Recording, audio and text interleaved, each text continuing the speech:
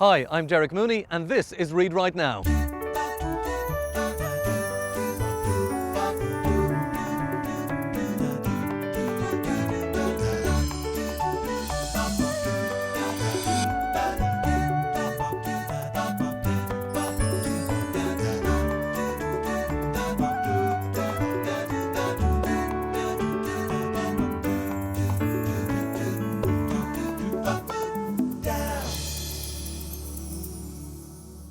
I'm here at the National Aquatic Centre in Blanchardstown. Now there's something here for everyone. An Olympic-sized pool, a massive fitness centre, and of course the leisure pool with its raging water and slides for kids young and old that are brave enough.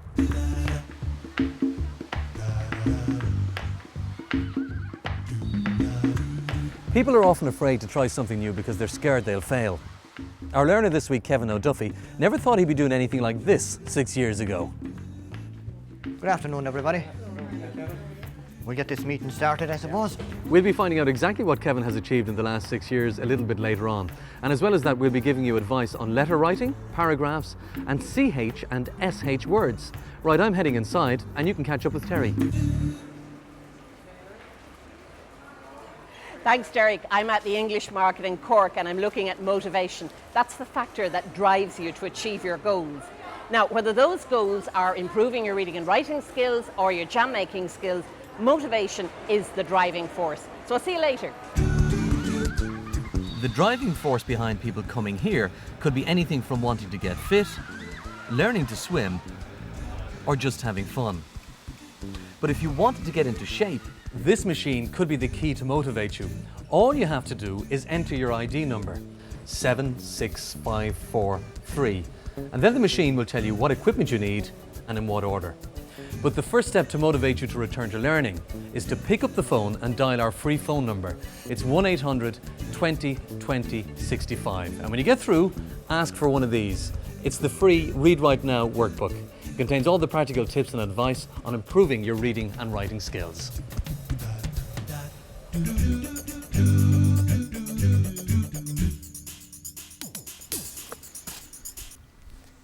6 years ago, life changed completely for Kevin O'Duffy. Taking early retirement from Bord na Móna, he decided to tackle two problems that had troubled him all his life. I suppose the initial motivation was to overcome my fear of water. I think that was the whole idea behind it. When I was 14 years of age, I fell off that pier, that actual pier out there, into about 20 foot of water, and I was taken out of it unconscious. And for years after that I had an awful fear of water. I wouldn't go near water, couldn't go near it at all. Then one summer I was down here, real hot weather, went into the water came up to about my knees and I used to back out again, and little kids 3 and 4 years of age were running in by me and swimming and playing in the water, so I reckoned if they can do it, I can do it. So we went home, signed up for swimming lessons in Ballinasloe, and from that progressed into swimming, and from that on to diving. Once I realised that I could survive in water and swim, I just wanted to progress and do something different. My spelling wasn't great due to the education system of years ago. Big classes, one teacher. If you were slow, a little bit slow in anything, you were just left behind. And I suppose spelling was one of my weak subjects, and I just didn't get the help when I needed it. And I've suffered with that ever since, really. It had a big effect on form filling, not being able to spell properly. And also when I'd go to write a letter, maybe a letter of application, or even write a letter to a friend, the spelling was a big problem. I used to go to the dictionary a lot, looking for, and that was time consuming. The spelling issue wasn't much of a problem in work because I was a mechanical fitter, but then in later years there was more writing came involved. There was reports and report sheets to be written up, and it was then that I realised the difficulty I had in spelling. The sheets would be going into somebody else to look at, and then I'd be conscious that they'd probably be talking about this fella not being able to spell properly or something like that. And I just saw the poster for the Tullamore Adult Learning Centre and made the phone call. And after a week or two, picking up a bit of courage, made me way in the door, and I've never looked back since, really. I went into a group initially. I wasn't on one-to-one. From there, I did the sitting guilds in communication skills. I did the junior cert, and like I said, I'm studying for the leaving cert now at the moment. So I have progressed, you know, it has given me that confidence to progress and stay going in the classes. And this is where I go to the sea. I suppose I'm 6 years back in adult education. That's the best 6 years I ever spent. I'm still the same person, but I'm better educated. That's the way I look at it.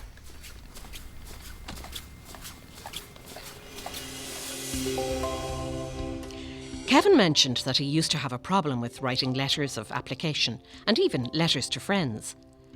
These are two very different types of letters. A letter of application is a formal letter, whereas one to a friend is an informal letter. Nowadays, a lot of people prefer to write formal letters on a computer, but you can still write them by hand if you want. So let's have a look at the general rules for writing a formal letter, such as a letter of complaint to a hotel where you spent your holidays. To begin with, your address goes on the top right-hand corner of the page, with the date just below it. The name and address of the person you're writing to goes just below it on the left-hand side of the page. If you don't know the name of the person you're writing to, just start with Dear Sir or Madam and end with Yours faithfully.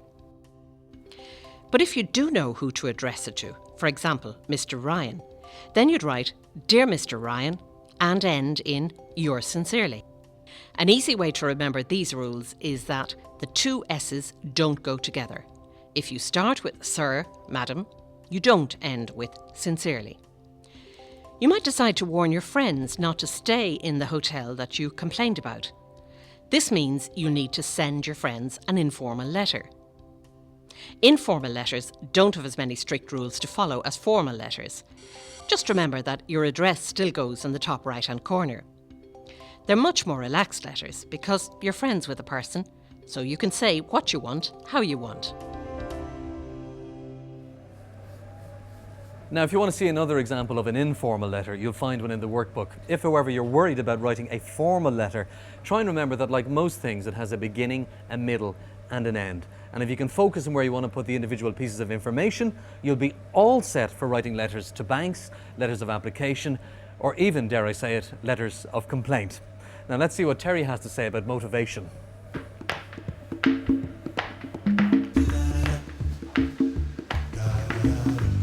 Whatever it is you're doing, whether it's working at your reading and writing skills or growing and selling your own fruit and veg, you need something to drive you to do it, something to motivate you.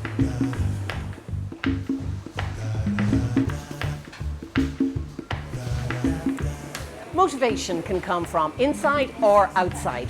Stephen makes and sells jams here in the English market.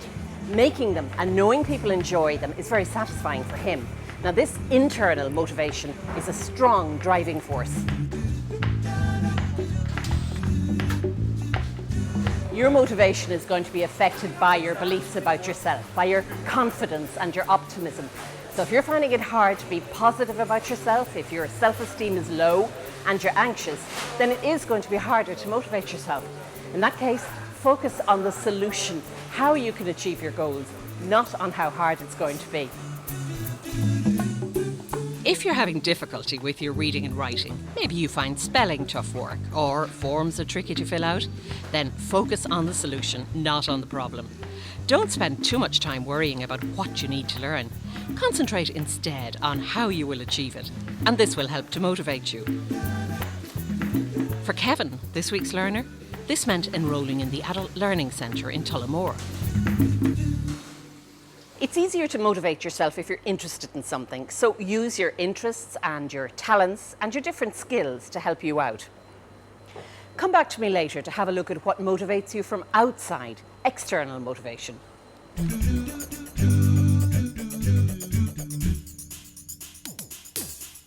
That's the Red Sea. Kevin's newly acquired skills in both diving and literacy, as well as his increased self-confidence, led him to hold an exhibition of underwater photographs that he'd taken himself. The scuba diving and the photography has given me a big insight into what's under the water as regards nature and the life that's actually under the water. That one, no, that's... Is that the eel again? No, that's a ling. A ling. Yeah. Going back to education has given me more confidence to do things in life that normally I wouldn't have done. I'll bring you home on the next time you go. It was like going for a dive for the first time. You don't know what's down there. You don't know what to expect when you walk in the room.